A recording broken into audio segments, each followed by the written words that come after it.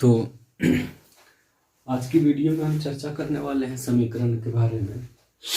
Actually ये जो chapter है ये क्लास 9th में भी है और ये क्लास 10th में भी है, ठीक है। तो 10th में थोड़ा ज़्यादा और 9th में थोड़ा कम है। 9th में सिर्फ 2 चरों वाले रैखिक समीकरण पढ़ना है और 10th में 2 चरों वाले रैखिक समीकरण युग्म पढ़ना है। तो मैं कोशिश कर रहा हूँ क्या कि दोनों के थ्योरी को एक साथ मिलाकर आपको पढ़ाऊँ ताकि दोनों का थ्योरी एक साथ क्लियर हो जाए। और ये जो भी वीडियो होने वाली है बहुत ही इम्पोर्टेंट है। तो आप क्लास 9th में हो या क्लास 10th में हो, दोनों ही पूरी वीडियो देखो और टोटल जितने भी चीज़ें मैंने लिखी है अभी और वापस फिर से और लिखूँगा। अभी थ्योरी कम है और कुछ चीज़ों की चर्चा भी करूँगा, तो अपने साथ एक कॉपी और कलम रखेंगे तो लिख लेंगे, हम नोट कर लेंगे, चीज़ों को याद करेंगे। अगर याद नहीं करना तो आप समझ के भी रख सकते हो। तो कुछ चीज़ों की हम चर्चा करेंगे। ये चैप्टर 3 होगा क्लास 9th वालों के लिए और क्लास 10th वालों के लिए, दोनों के लिए ये वीडियो इम्पोर्टेंट है। अगर आपको समीकरण को समझने में या फिर उसका हल करने में, उसको बनाने में जरा भी समस्या आती है तो पता नहीं वीडियो कितनी बड़ी होगी, हो सकता है 1 पार्ट में हो, 2 पार्ट में हो, 3 पार्ट में हो। तो पूरी वीडियो देखने के बाद, पूरा सीरीज देखने के बाद हो सकता है 2 पार्ट, 3 पार्ट, हो सकता है 1 ही पार्ट हो। तो जो भी हो, पूरी वीडियो देखने के बाद आपको समीकरण को हल करने में समस्या नहीं आएगी और कोशिश करूँगा कि आसानी से समझा सकूँ। तो ये थ्योरी वाला क्लास है, मैं इसमें क्वेश्चंस डील नहीं करने वाला। तो आप क्या करो ना, थ्योरी किसी भी चीज़ का बेसिक पार्ट होता है। आपको थ्योरी आता है तो फिर आप क्वेश्चन को अच्छे से समझ सकते हो, और जब आप क्वेश्चन को समझोगे तभी तो हल कर पाओगे। और आपको ऐसा नहीं करना कि किताब के 4 क्वेश्चन ले लिए और हल कर लिए, मैं आपको कुछ एक्सरसाइज भी दे दूंगा एक्स्ट्रा, तो आप उसको भी हल कर लेना। फिलहाल वीडियो स्टार्ट करते हैं। तो इम्पोर्टेंट है पूरी वीडियो देखना है बिना स्किप किए हुए, ठीक है। तो चलिए, पहला पॉइंट हमने लिखा समीकरण, क्योंकि चैप्टर में है ये 2 चरों वाला रैखिक समीकरण। तो सबसे पहले हम समीकरण के बारे में जान लेते हैं कि समीकरण होता क्या है, समीकरण किसको हम कहते हैं। तो हमने यहाँ परिभाषा लिख दिया है, आप उसको एडिट करके बना सकते हो, कुछ और अपनी भाषा में भी लिख सकते हो। मुझे जो लगा मैंने लिखा है। क्या लिखा कि जब हम किसी गणितीय कथन को, अब गणितीय कथन किसको कहते हैं? गणितीय कथन ऐसे कथन जिसमें हम गणितीय चीज़ों का उल्लेख करते हो। जैसे कोई व्यक्ति दुकान के वो सामान लेकर घर आया, पूछा कि क्या लिए, तो वो बताया कि मैंने एक कॉपी एक कलम लिया जिसका मूल्य हमें 10 रुपये देना पड़ा।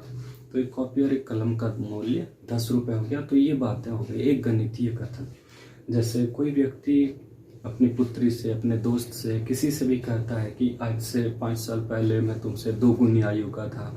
तो इस तरह का जो भी कथन, जो भी वाक्य आपको देखने को मिलते हैं, जो भी स्टेटमेंट आपको देखने को मिलता है, वो गणितीय कथन कहलाता है। जैसे मार्केट गए तो पूछने के बाद मैंने पूछा कि 1 किलो सेब और 1 किलो अंगूर का मूल्य कितना है, तो उसने मूल्य बताया, मान लीजिए 200 रुपये।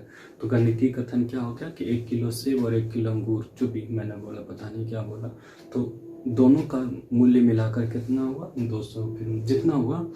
तो इस तरह के कथनों को हम गणितीय कथन कहते हैं। तो वापस आते हैं तुम यहाँ पे परिभाषा में क्या लिखे हैं कि समीकरण, जब हम किसी गणितीय कथन को चरों, संख्याओं या संकेतों या प्रतीकों, ठीक है। अब संकेत या प्रतीक ये दोनों एक ही चीज है। आपको एक ही चीज लिखना, या तो संकेत लिखना या फिर प्रतीक लिखना। तो जब हम किसी गणितीय कथन को चरों, संख्याओं या संकेतों की सहायता से व्यक्त करते हैं, तो जो क्या काम करता है, जो वस्तुओं या स्थितियों को समान या तुल्य रूप में प्रदर्शित करता है, उसे हम क्या कहते हैं? समीकरण कहते हैं। जैसे मान लो मैंने 1 किलो सेब और 1 किलो अंगूर खरीदा, ठीक है, और उसका प्राइस हमने दिया 200।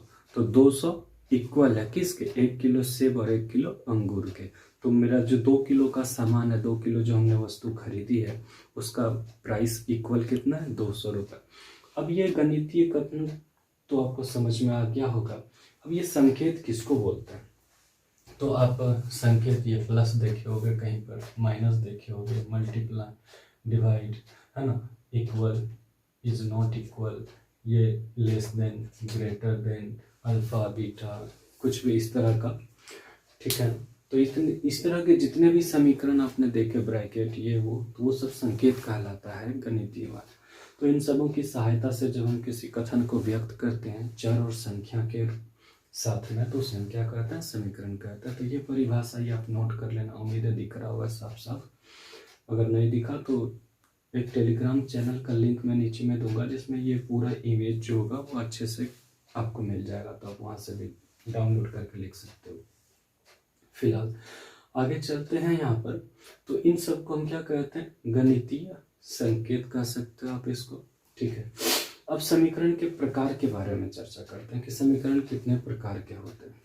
तो समीकरण यहाँ हमने लिखा है कि चर के घात के आधार पर समीकरण 4 प्रकार के होते हैं। समीकरण को हमने 4 प्रकार का बताया, और यहाँ पर लिखा मैंने चर के घात के आधार पर। तो आपको अगर चर समझने में दिक्कत हो रही है तो गणित में 2 प्रकार की राशियाँ होती है। मैंने यहाँ नहीं लिखा, आप नोट कर सकते हो, नीचे में नोट बना के NOT नोट लिख के अब डैश दे दोगे और उसमें लिखोगे क्या कि गणित में 2 प्रकार की राशियाँ संभव है। इसमें कौन, एक चर राशि और दूसरा अचर राशि।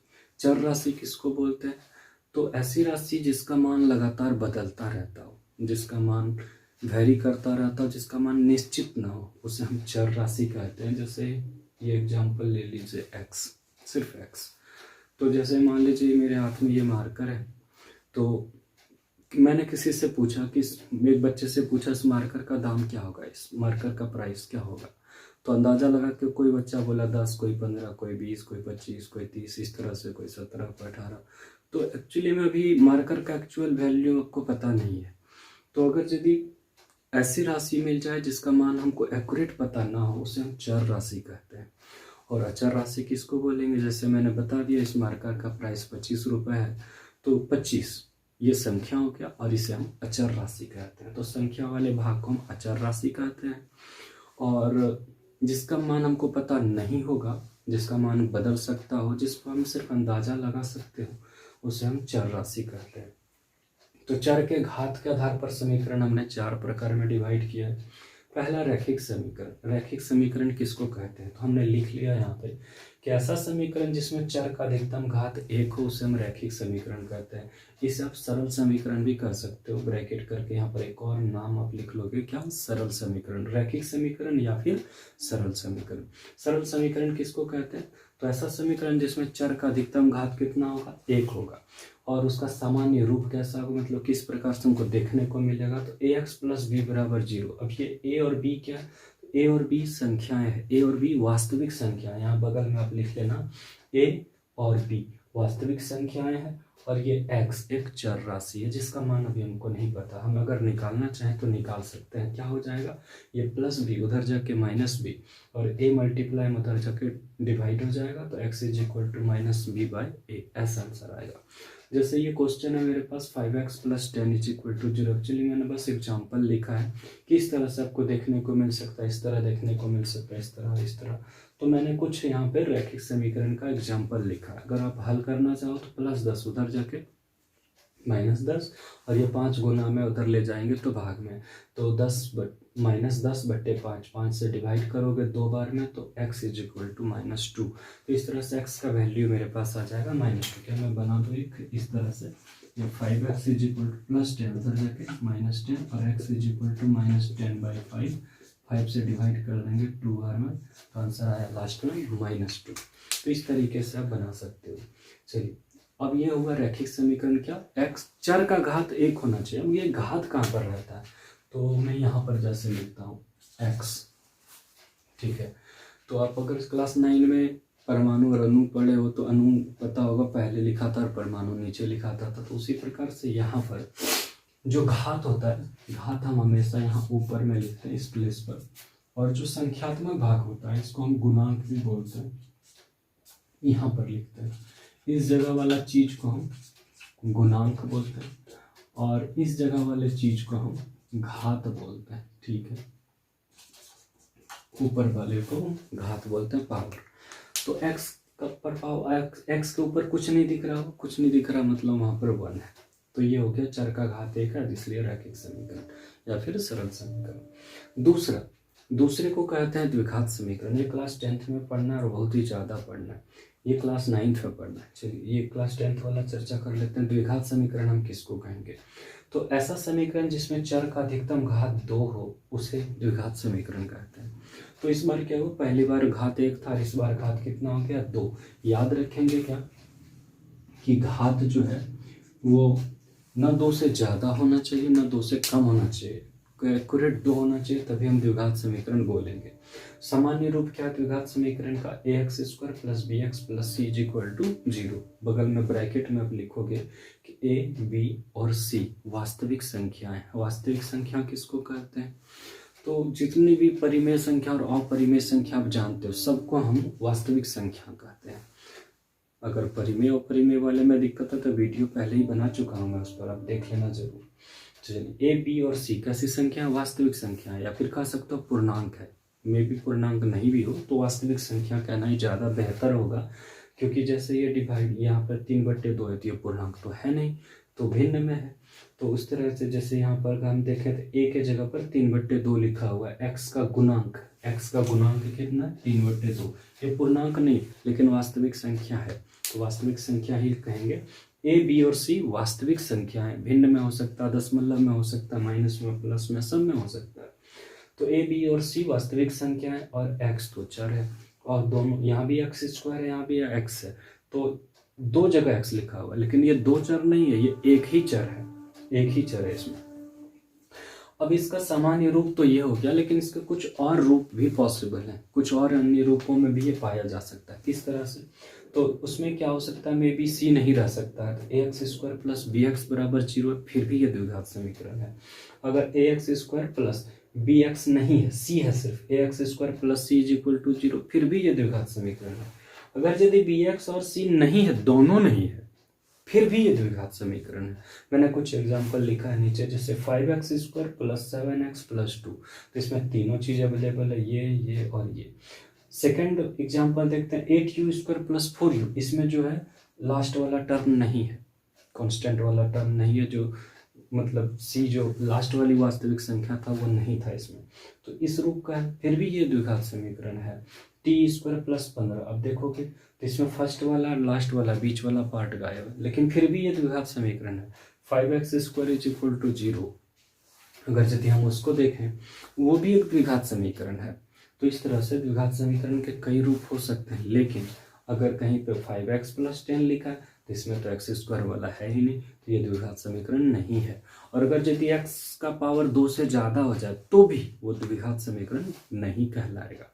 ठीक है, तो क्लास 10th में ये ऑब्जेक्टिव आता है, 1 नंबर में पूछा जाता है, कुछ चीज़ें दे लेता है और बोलता है जांच कीजिए कि ये द्विघात समीकरण है या नहीं। तो आप गुना भाग और फॉर्मूलाज का यूज करके आप चेक कर सकते हो कि द्विघात समीकरण है या नहीं। तो गुना करने के बाद आना ये चाहिए, ax² bx और c आना चाहिए, कुछ आए चाहे नहीं आए, x का पावर 2 आना चाहिए, और a कभी भी 0 नहीं होगा। यहाँ पर हम बगल में लिख लेंगे a is not equal to 0, बाकी सब 0 हो सकता है लेकिन a का मान 0 कभी नहीं होगा। चलिए, तो ये था दूसरा समीकरण जो द्विघात समीकरण। अब वापस आते हैं तीसरा, त्रिघाती समीकरण। एक्चुअली ये पढ़ना है नहीं क्लास 9 में ना 10 में, लेकिन हम परिभाषा जान लेते हैं। 9th में भले एक बहुपद चैप्टर है जिसमें आपको शून्यक निकालने के लिए बताता है, ठीक है, शून्यक निकालने के लिए पूछता है, तो वहाँ अगर उसमें दिक्कत हो तो वो भी आप बता सकते हो, मैं उस पर भी वीडियो बना दूंगा। फिलहाल मैं सिर्फ परिभाषा बताता हूँ। तो ऐसा समीकरण जिसमें चर का अधिकतम घात 3 हो उसे हम त्रिघाती समीकरण कहते हैं। अब इसका सामान्य रूप क्या होता है? तो ax³ plus bx² plus cx plus d is equal to 0। ठीक है, मतलब x का पावर 3 होना चाहिए, कम है तो त्रिघाती नहीं है और ज्यादा है तो भी त्रिघाती नहीं है। अब बहुघाती समीकरण है, ये लास्ट है। बहुघाती समीकरण किसको कहते हैं? तो ऐसा समीकरण जिसमें चर का घात तीन से अधिक हो, तीन से ज़्यादा, 4 5 6 7 8 9 10 100 200 500 जो कितना भी हो उसको हम बहुघाती समीकरण कहेंगे, या कम से कम 4 हो उसे हम बहुघाती समीकरण कहेंगे। तो एग्जाम्पल जैसे हमने लिखा x का power 5 minus 3x to the power 4 2x cube minus 3x square plus 5x minus 6 is equal to 0। हम इसको नहीं भी लिखते तो भी ये बहुघाती समीकरण है क्योंकि x का मैक्सिमम पावर 4 है। तो इस तरह से ये हो गया समीकरण के प्रकार। उम्मीद है आपको समझ आया होगा। अब हम आगे बढ़ते हैं चैप्टर में। अब आते हैं at the point class 9th में क्या पढ़ना था। क्लास 9th में पढ़ना है मैं एक सेकेंड, इससे पहले हमें एक चीज़ डिस्कस करना था समीकरण के हल के बारे में। तो जितने भी समीकरण के प्रकार हमने पढ़े, जैसे ये पढ़ा रैखिक समीकरण या फिर सरल समीकरण, तो इसमें चर का अधिकतम घात कितना था 1, तो भाई इसका एक हल होगा, ठीक है। द्विघात समीकरण, इसमें चर का अधिकतम घात कितना था 2। तो जितने भी समीकरण आप ले लो, किसी भी प्रकार का ले लो, उसका अधिकतम हल 2 ही होगा। अधिकतम हल 2 नहीं बल्कि 2 हल होगा ही होगा। इसमें अधिकतम घात 3 है तो इस समीकरण का 3 हल होगा। इसमें अधिकतम घात कितना 1 2 3 4 5 है ज़्यादा, तो सबसे ज़्यादा 5 है तो इसका 5 हल पॉसिबल है। अब ये हल क्या होता है, हल मतलब आप समझ रहे हो कि नहीं समझ रहे हो पता नहीं, मैं बता दूं। हल किसको कहेंगे, समीकरण का हल किसको कहेंगे, आप उसको भी एक पॉइंट बनाकर लिख सकते हो कि समीकरण का हल किसको कहते हैं। तो चर का ऐसा मान जिससे चर को प्रतिस्थापित करने पर पूरे समीकरण का मान शून्य हो जाए तो चर का वह मान समीकरण का हल कहलाता है। फॉर एग्जाम्पल ये x का वैल्यू जानना है तो -2 आया था ना, तो यहाँ पे -2 रखेंगे, 5 गुना 2 10, माइनस में खत्म हो गया 0 इक्वल टू 0। तो इस समीकरण का हल मतलब x का वैल्यू कितना हो गया -2। तो x के वैल्यू को भी हम समीकरण का हल कहते हैं, और समीकरण का जितना घात होगा उस समीकरण का उतना ही हल होगा। अगर किसी समीकरण का घात 10 है तो समीकरण के 10 हल पॉसिबल है। चलिए अब आगे बढ़ते हैं। अब पढ़ते हैं एट द पॉइंट दो चरों वाला रैखिक समीकरण हम किसको कहते हैं। तो कुछ नहीं, अभी तक हम जितने भी चीजों को पढ़े सब में एक चर था बस, केवल x। हमने x लिखा, आप चाहो तो y लिख सकते हो, z लिख सकते हो, लेकिन z लिखते हो तो सिर्फ z लिखना है, y लिखते हो तो सिर्फ y लिखना है। चलिए, तो दो चर किसको कहते हैं, दो चरों वाला रैखिक समीकरण, ये क्लास 9th में। तो दो चरों वाला रैखिक समीकरण किसको कहेंगे, तो ऐसे समीकरण जिसमें दो चर उपस्थित हो, ऐसा समीकरण जिसमें दो चर उपस्थित हो और चरों का अधिकतम घात 1 हो, तो उन्हें दो चरों वाले रैखिक समीकरण कहते हैं। एग्जाम्पल आपके सामने, या फिर सरल रूप जो नॉर्मल जिस रूप में पाया जाता है वो आपके सामने क्या, ax plus B Y plus C is equal to 0। तो क्या है यहाँ पे, पहला चर है x, ये पहला चर हुआ मेरा और ये हुआ मेरा दूसरा चर, ठीक है। ये पहला चर और ये दूसरा चर, तो दोनों चर आपको दिख रहा होगा। तो ये ऐसा समीकरण जिसमें कितने दो चर अवेलेबल हो तो उसे हम दो चरों वाले रैखिक समीकरण कहेंगे, ठीक है। सामान्य रूप ये रहा। अब दो चरों वाला जो रैखिक समीकरण है इसका हल क्या होगा, क्योंकि इसमें x भी और y भी है, तो याद रखिए कि अगर एक समीकरण है, एक समीकरण से हम केवल एक चर का वैल्यू निकाल सकते हैं, लेकिन यहाँ मेरे पास दो दो चर है तो इसका हल हम ऐसे निकाल नहीं पाएंगे, एक्यूरेट वैल्यू हम नहीं बता पाएंगे। इसलिए दो चर वाले रैखिक समीकरण का अद्वितीय रूप, अद्वितीय हल नहीं होता, मतलब केवल एक हल नहीं होता, एक हल हम इसका नहीं बता सकते। तो सही आंसर क्या होगा, आपसे ऑब्जेक्टिव में पूछा जा सकता है कि दो चर वाले रैखिक समीकरण के कितने हल पॉसिबल हैं, अपरिमित रूप से अनेक हल पॉसिबल है। मतलब अब जितने चाहो उतने हल बता सकते हो अपने अनुसार, अपने मन के अनुसार। मान लीजिए एक कॉपी और एक कलम का दाम 10 रुपए है, एक कॉपी और एक कलम का दाम 10 रुपए है, तो आप अंदाजा लगा लोगे एक पेन और कॉपी को देख के कि 5-5 रुपए लिया होगा तो 10 रुपए हो गया। अब कोई मान लीजिए कोई अंदाजा लगा नहीं, कलम 3 रुपए वाला, कॉपी 7 रुपए, तो इस तरह से दाम जो है वो अलग अलग हो सकता है, ठीक है। तो अपरिमित रूप से अनेक हल पॉसिबल है दो चर वाले रैखिक समीकरण का। चलिए अब अगला पोर्शन, ये क्लास 9th में पढ़ना है, इस पे मैं आगे भी बताऊंगा, हो सकता है अगले पार्ट में मैं डिस्कस करूं। फिलहाल ये देखते हैं, दो चरों वाले रैखिक समीकरण युग्म, ये क्लास 10th में पढ़ना और एकदम ध्यान से पढ़ना, क्योंकि क्वेश्चन पूछता है, इससे आप बच नहीं सकते, क्वेश्चन पूछेगा ही, बनाना ही होगा आपको। तो दो चरों वाले रैखिक समीकरण युग्म जो है किसको कहते हैं, तो ऐसा दो ऐसे दो समीकरण, मतलब एक नहीं, अभी तक हम केवल एक समीकरण की चर्चा कर रहे थे, लेकिन अब हमारे पास दो चर होंगे, सॉरी दो समीकरण होंगे, ऐसे दो समीकरण जिनमें दो चर उपस्थित हो तथा, या फिर साथ ही लिख सकते हो यहाँ पर आप, साथ ही चरों का अधिकतम घात एक हो, उन्हें दो चरों वाले रैखिक समीकरण युग्म कहते हैं। जैसे इसका सामान्य रूप हमने लिख दिया, ये रहा पहला समीकरण। आप देख लो वापस नीचे वाला, अगर हम इस तरह से ढक दें तो वही ax by और c लिखा हुआ, यहाँ भी ax by और c लिखा हुआ, बस इसमें a1 b1 और c1 है, इसमें a2 b2 और c2 है। तो ये a1 और a2 क्या है, मतलब 1 क्यों लिखा, इसमें 2 क्यों लिखा, 1 मतलब ये पहला समीकरण, 2 मतलब ये दूसरा समीकरण। तो ये समीकरण नंबर पहला, x के पहले देखोगे तो a1 मिलेगा, y के पहले देखोगे b1 और c तो अकेला है, x के पहले यहाँ नीचे दूसरे वाले में। तो इस तरह से आप a1 b1 c1 और a2 b2 c2 का भी वैल्यू पता कर सकते हो। और ये क्या होता है, गुणांक होता है, आगे में रहता है। अगर किसी के साथ माइनस है तो माइनस को साथ में लेकर बोलोगे, जैसे यहाँ पर x का गुणांक कितना, तो 3 नहीं है, -3 है। तो इस तरह से हम गुणांक लिख सकते हैं। चलिए, तो अब वीडियो में हम आगे बढ़ते हैं, तो देखते हैं। हमने आज हम क्लास 10th वाले चैप्टर पर चर्चा करते हैं, क्लास 9th के लिए अलग से वीडियो बनाऊंगा मैं। तो फिलहाल अब हम दो चर वाले रैखिक समीकरण युग्म का हल निकालने के लिए सीखेंगे, ठीक है, या फिर उसके बारे में पढ़ेंगे। अभी थ्योरी खत्म नहीं, एक हम पहले लिख लेते हैं कि इसका सामान्य रूप क्या होता है। तो इसका सामान्य रूप आपको पहले ही लिख दिया मैंने कि a1x plus b1y plus c1 is equal to 0 और a2x plus b2y plus c2 is equal to 0, ऐसा होता है। वो पहला समीकरण, ये दूसरा समीकरण, ठीक है। अब हमको सीखना क्या है, समीकरण युग्म का हल निकालने के लिए सीखना है, ठीक है। चलिए, हल मतलब चर का वैल्यू निकालने के लिए सीखना है कि x का क्या मान होगा और y का क्या मान होगा।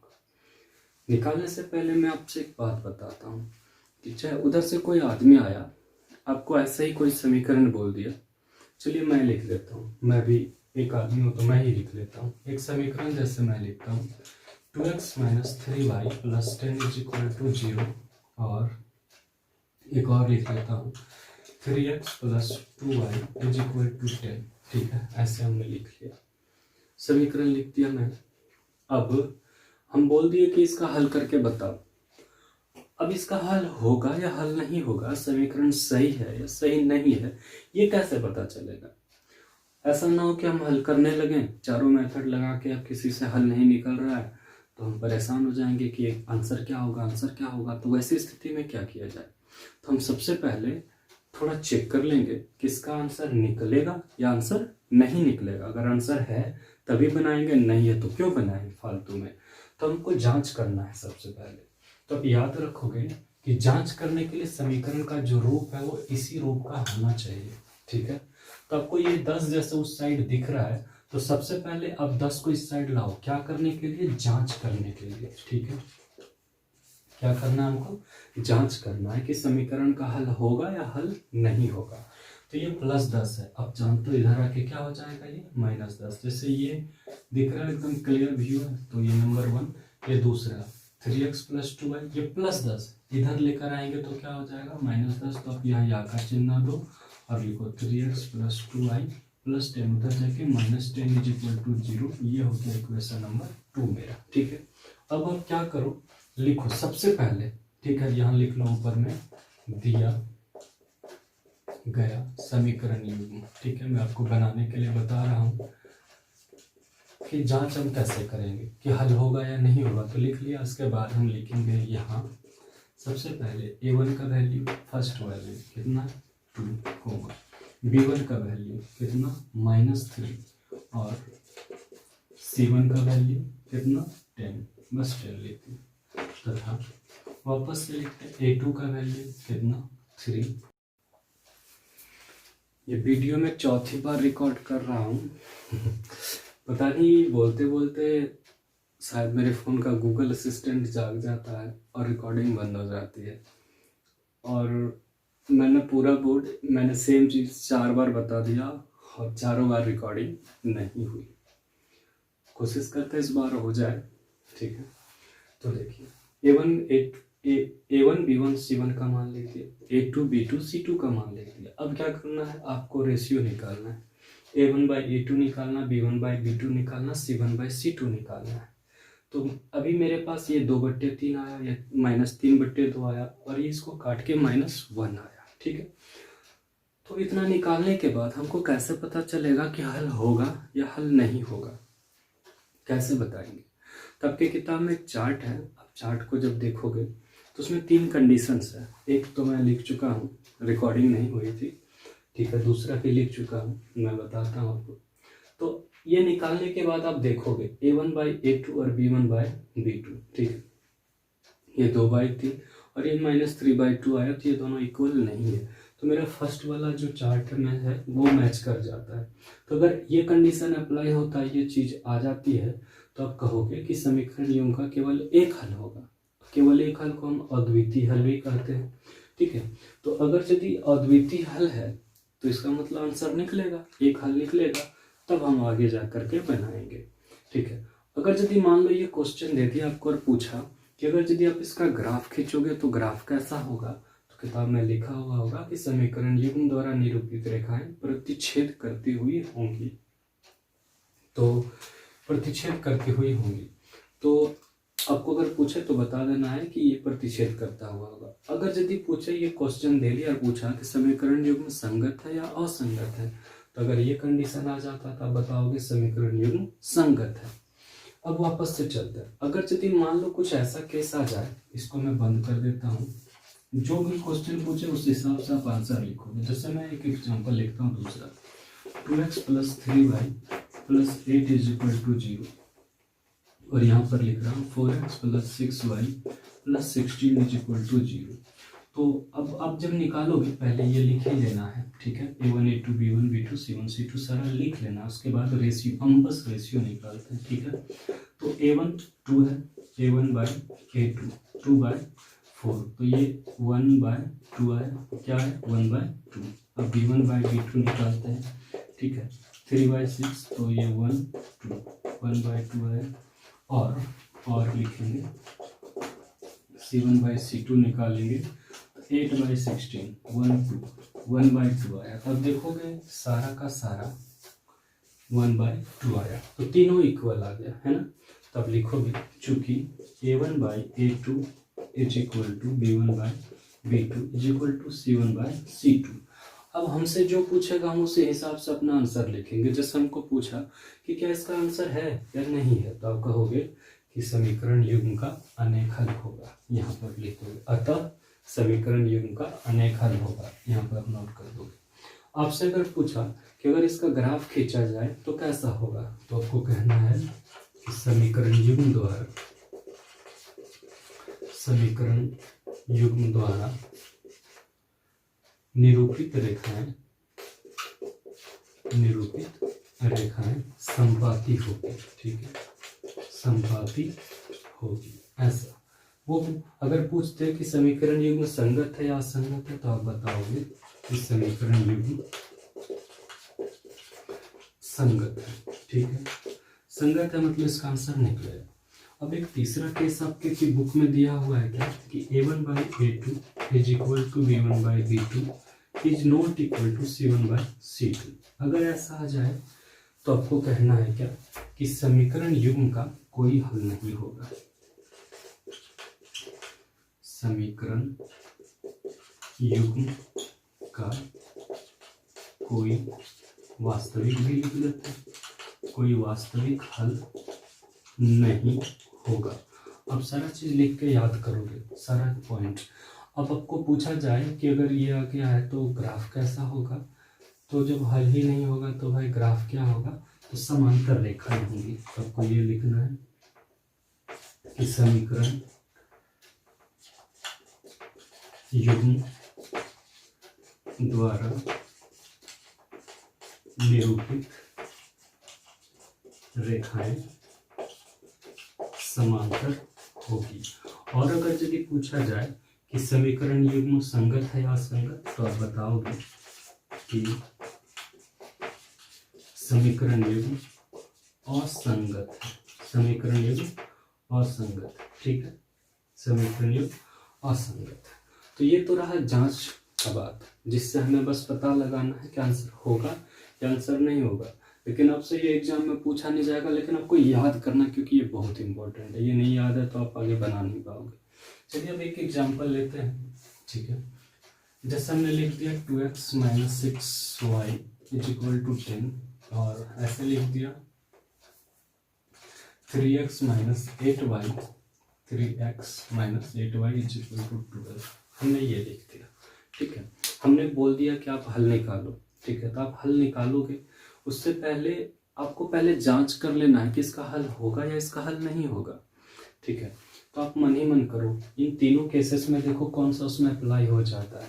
तो फर्स्ट में देखेंगे, मन ही मन करते हैं, 2/3 आया। सेकंड में देखते हैं, वहाँ माइनस माइनस तो खत्म हो जाएगा, 6 और 8, तो 2 3 जा 6, 2 4 जा 8, ऊपर में आया 3, नीचे 4, मतलब 3/4। इधर आता है 2/3, उधर आता है 3/4, तो इक्वल नहीं है, मतलब आंसर होगा, मतलब एक हल होगा। और एक हल होगा तो हम बनाएंगे, ठीक है। अब बनाएंगे हम, ठीक है।